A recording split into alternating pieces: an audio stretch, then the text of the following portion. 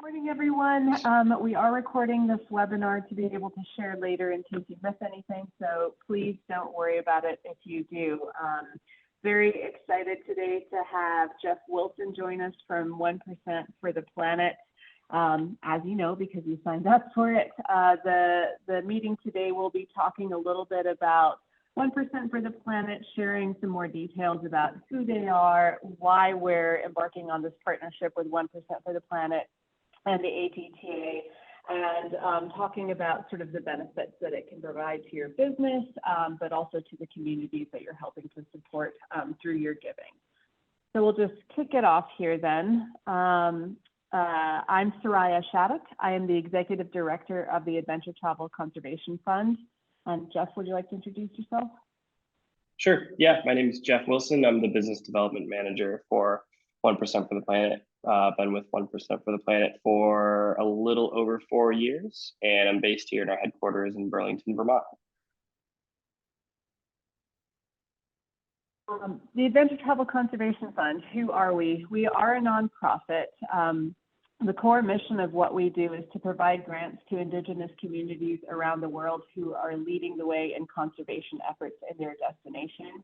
Our grants help to support environmental and biodiversity protection, cultural and tradition integrity protection, and we try to work as closely with grassroots communities as possible to help them lead the way in that effort.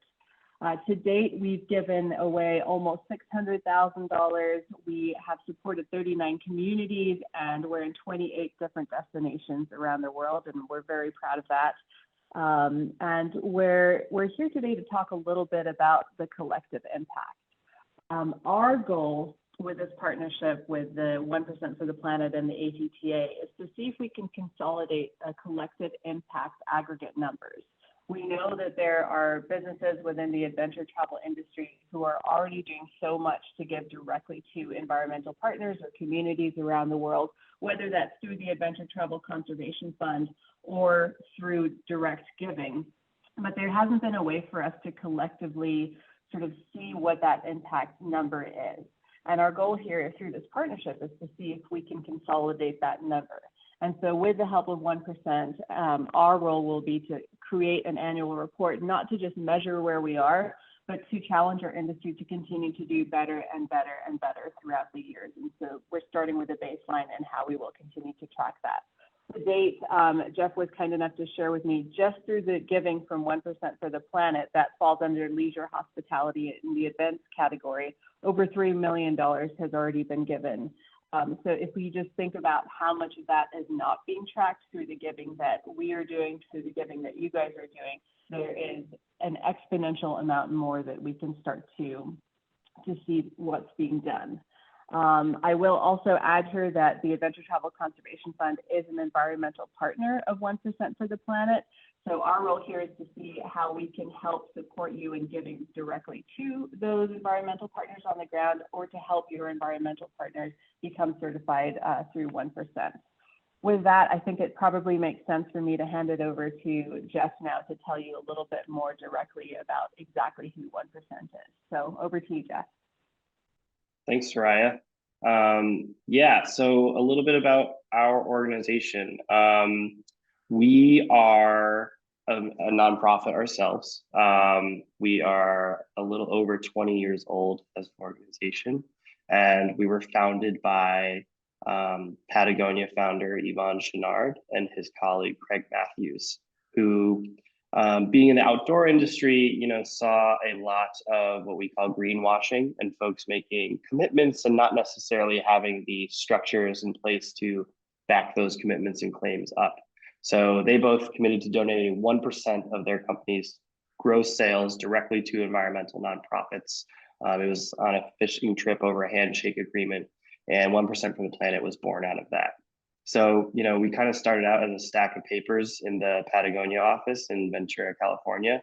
And now we've grown to a global community of artists, entrepreneurs, scientists, explorers, small businesses to large global businesses.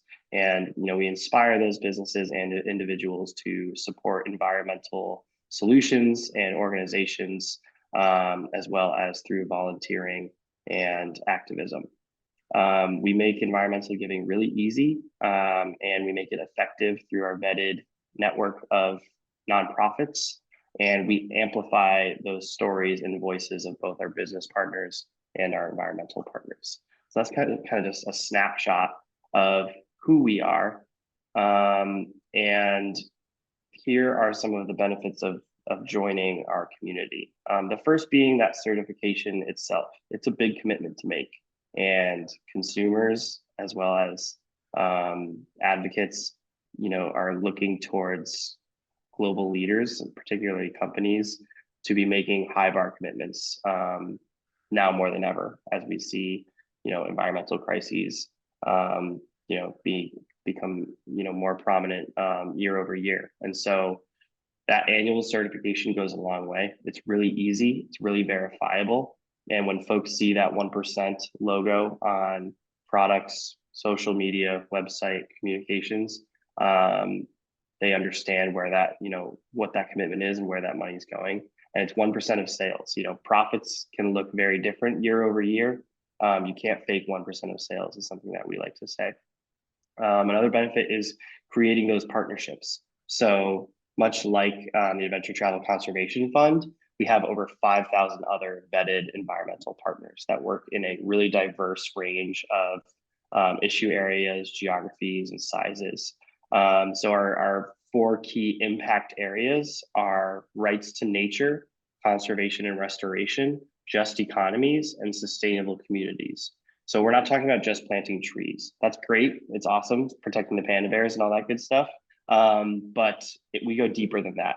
Empowerment and education of women and girls is key and identified by the UN in their Sustainable Development Goals. Sustainable food systems, making the travel sustainable and safe for the communities that we engage with.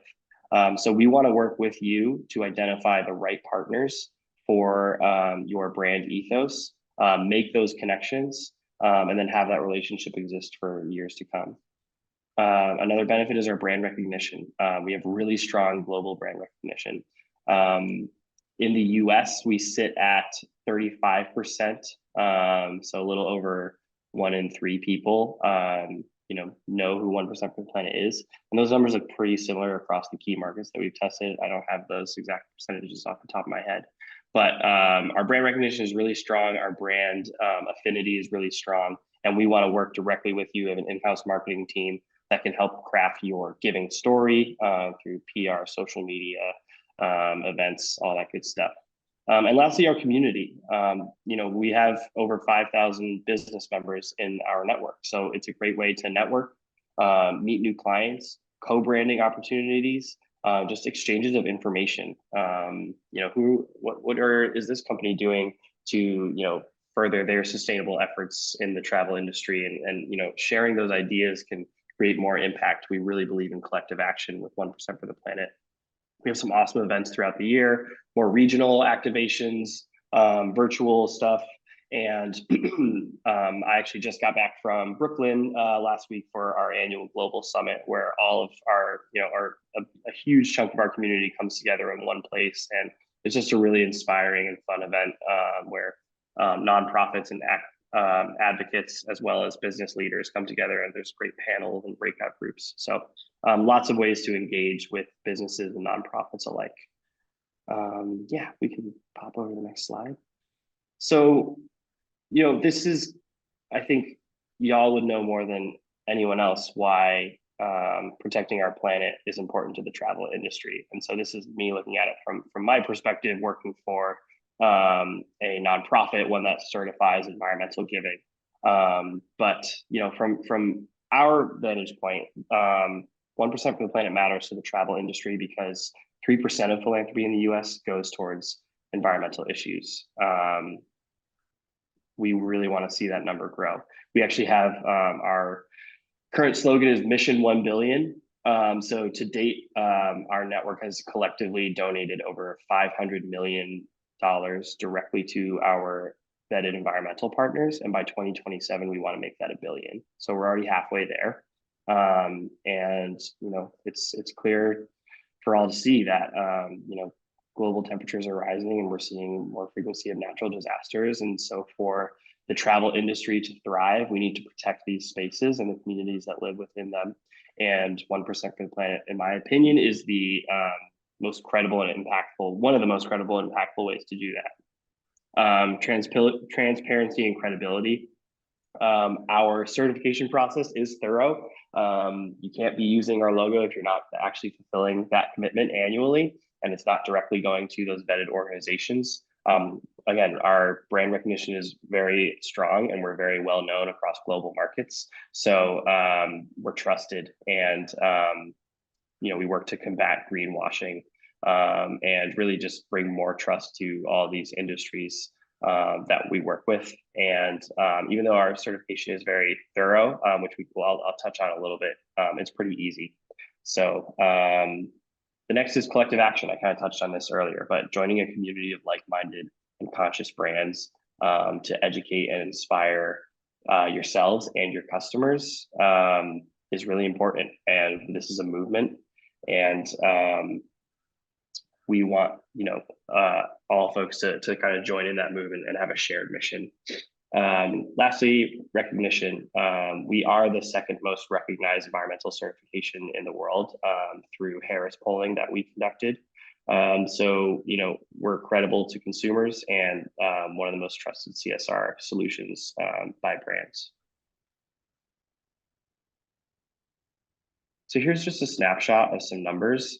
As I mentioned, we do have over our network since our inception has collectively donated over 500 million directly to our partners, our environmental partners. We have over 5,000 business members. We're in over 100 different countries, those businesses, which I think is really cool to see.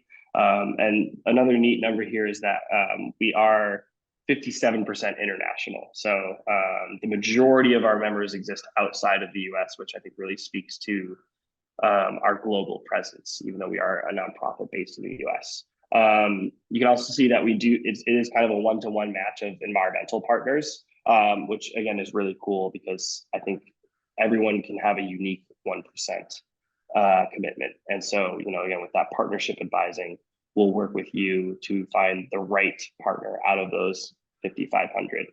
And then we're in 60 plus industries. While we have our kind of foundation within the outdoor industry, with Patagonia and Yvon Chouinard, it's been really cool to see us grow out of that. And, we have large biotechnology companies that are making this 1% commitment. OXO is, a food storage brand that you've probably seen in Targets and whatnot. So it's really cool to have expanded and seen green marketing and sustainability commitments being made, not just in like outdoor focused industries. And zip over to the next one. So just a kind of high level overview of the nuts and bolts, and Soraya will jump into this later, but if anyone is interested in following up, we can talk more about how it works in a one-on-one conversation. That's what I do. But yeah, so as a member of 1% for the Planet, a company commits to donating 1% of top line sales directly to environmental nonprofits. So our model works through direct giving. You donate directly to those organizations, and then submit proof of donation documentation to us on an annual basis. You can commit at a full company level.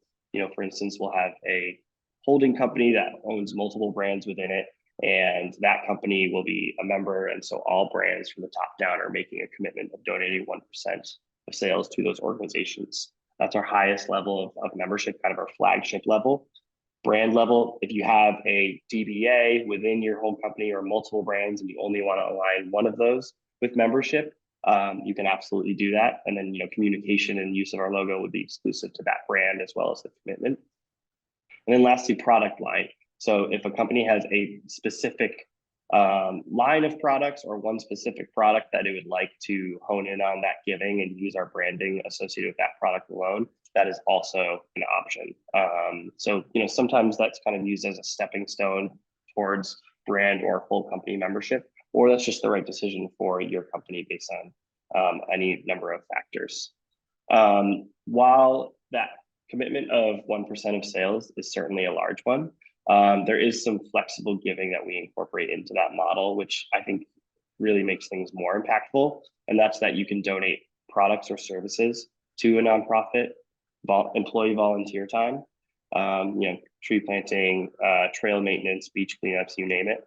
And then 1% for the planet advertising. And just to dive into that a little bit more, any paid advertising that is specifically highlighting your membership with 1% for the planet or the partners you're supporting, that can also count towards your commitment. So any combination of those three flexible giving options can fulfill up to 1/2 of that 1% each year.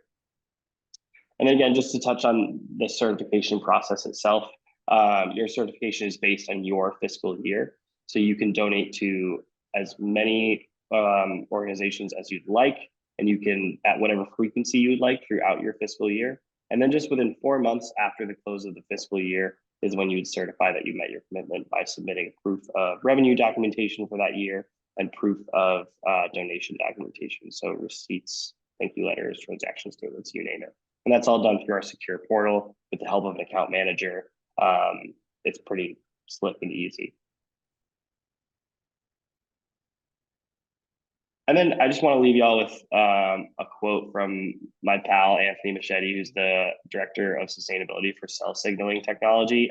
They are that biotechnology firm that I had mentioned earlier. And it was just such a cool experience to bring them on board and chatting with a company that is so out of the scope of what we normally work with. And so to hear Anthony say that we saw this as the largest, most visible and most credible call to action we can make as one company to work with others to combat climate change, preserve biodiversity, and address the health of our planet now.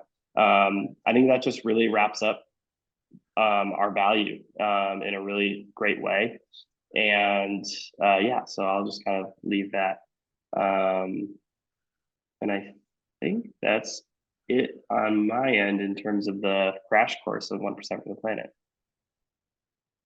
Yeah, thanks, Jeff. And I'll just jump in here really quickly. I think, for us as the Adventure Travel Conservation Fund, and as we're trying to figure out our role in this, we've gone through 6 cycles of grant giving. As I said, we've awarded almost $600,000. Throughout this time, we've realized that there is, beyond the giving through the ATCF, there's so much more that's happening to support these environmental efforts and destinations around the world. But again, there's no way for us to understand the extent and the impact that this funding support has, which is why we're partnering with 1% in ATTA, so that we can consolidate a collective impact aggregate number, and we can continue to grow the positive impacts of this industry. And, we've had experiences where we have. So maybe Soraya, while you're working on your, yes, Jeff, do you want to resume while Soraya works on her audio? Yes. Or does anybody, yeah.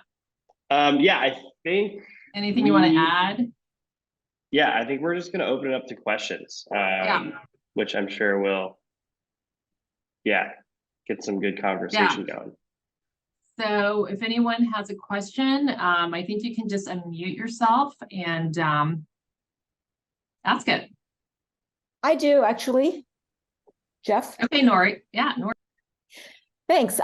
Thanks. That was a great presentation. I do have a question, Jeff. So I actually, speaking for myself, I am an individual self-employed person, a consultant in this business, and I have been a 1% for the planet member as an individual, and that seems to have disappeared. So I'd love for you to talk a little bit about individual memberships as well as probably small business memberships, because I feel like there's probably a lot in this community that are on the smaller business side. Yeah, certainly. So in terms of individual memberships, we had sent some communications out a little over a year ago, but we did sunset that program just because we were getting some feedback that individual members weren't seeing a lot come out of it, and just those numbers weren't the amount of certified giving that was coming out of that wasn't as high as we would have liked in terms of the capacity we had to manage that community. So we did shift folks who wanted to still give to 1% of the planet or be, you know, a certified donor to other organizations. So we do have a 1% of the planet donor program, but individual membership as a program was sunsetted. That being said, 1% for the planet membership is we believe it's scalable for businesses of all shapes and sizes. Being a member of 1% for the planet as a small business is a great way to, again, you know, use our logo for that recognition piece, connect with other businesses and networking opportunities, and instill a annual commitment from day one of your business using a third-party certification, so that as you scale, or if you don't, that's just that cycle of giving and that calendar of donating to those organizations stays with your company. And it's really easy to use so that it's not too heavy a lift for you know, a small business or a one-person team as well. Carolina, do you have a question? Yes, hi, how are you? Hello. I have a question. Well, we are part of ATA since a couple of years ago, and we are already part of Tomorrow's Air, and we are super interested in these kind of initiatives. But we are like one step further. Our business is in Costa Rica, and let's say we bought a land that is just for conservation and protection. So I would like to know how from this end, how can we be part of those organizations that can receive funds for preservation?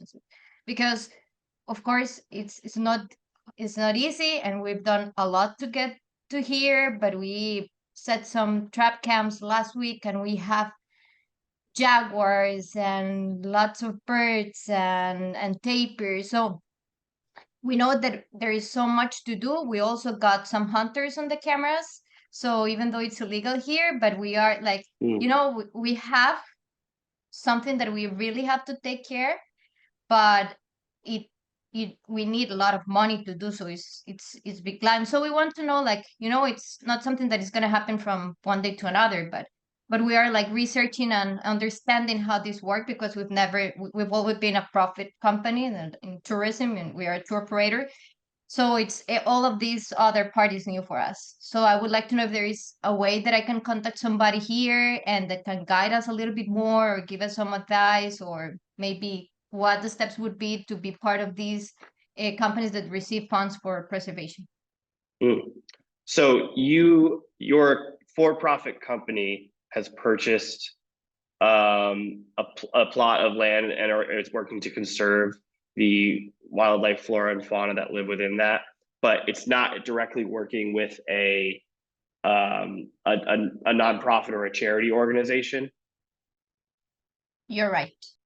Okay, yeah, so as it stands, our model works that only donations made directly to organizations that have charitable status in their given country, that can count towards your giving if it's done in partnership with a charity or a nonprofit in your given country. So individual actions taken by a company who is a member of 1% for the planet that is engaged in sustainability activities, those expenses currently can't count towards your 1% commitment.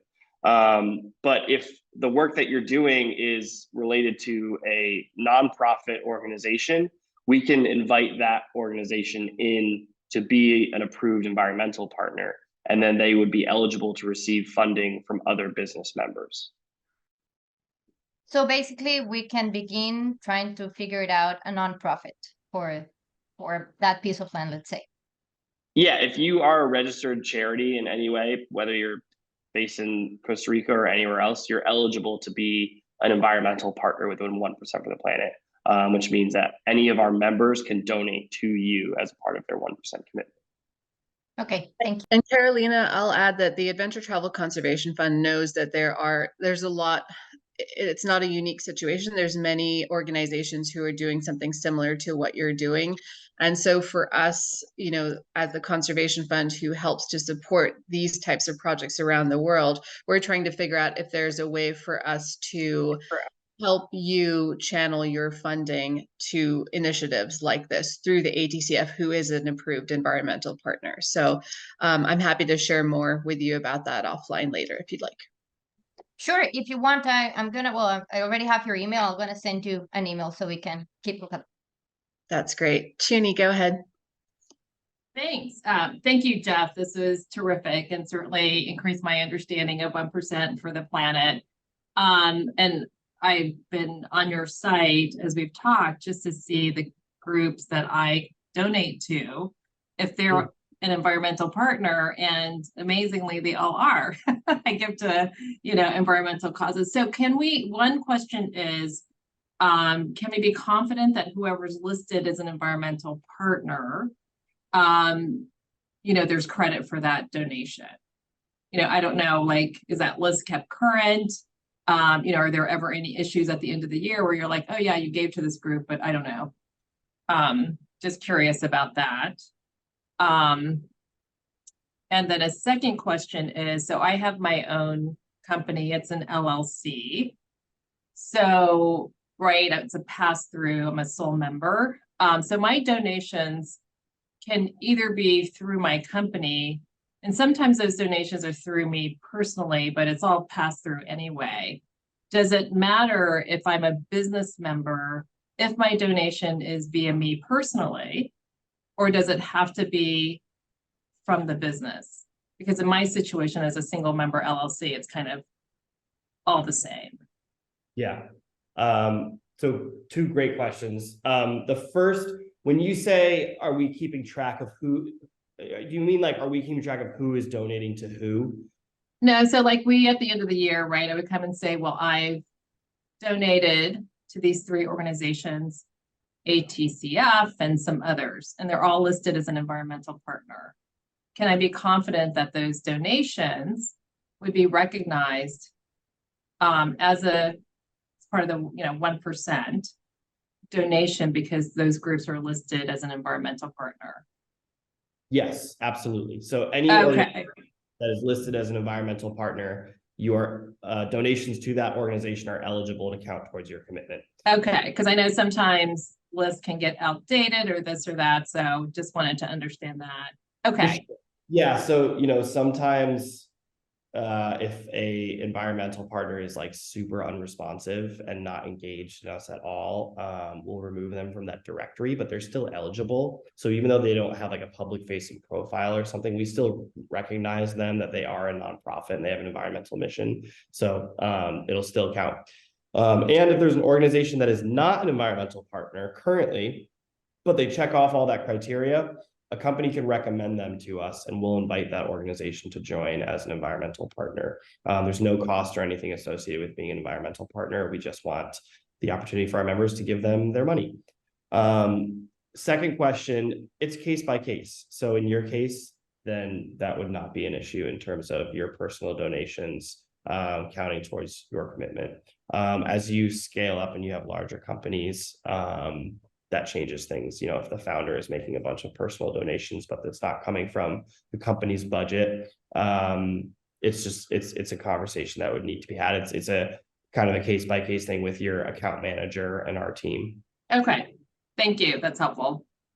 And I'll just add one thing onto that from the perspective of a nonprofit partner, one of the environmental partners. We get asked by the business members for, okay, a receipt for the donation so that they can provide that to 1%, or they will ask if there's been in-kind hours, you know, volunteer hours supported, they will ask for, you know, a record of how many hours were donated and a signature from, you know, the executive director of that nonprofit. And so that can be submitted as proof as well. So it's from the nonprofit partner, environmental partner side and from the business side. As far as I've been exposed to, you know, over the last 6 years, it's not been an intensive sort of reporting process, but there's enough verification done on behalf of 1% for the planet to really make sure that this is legitimate. Any other questions?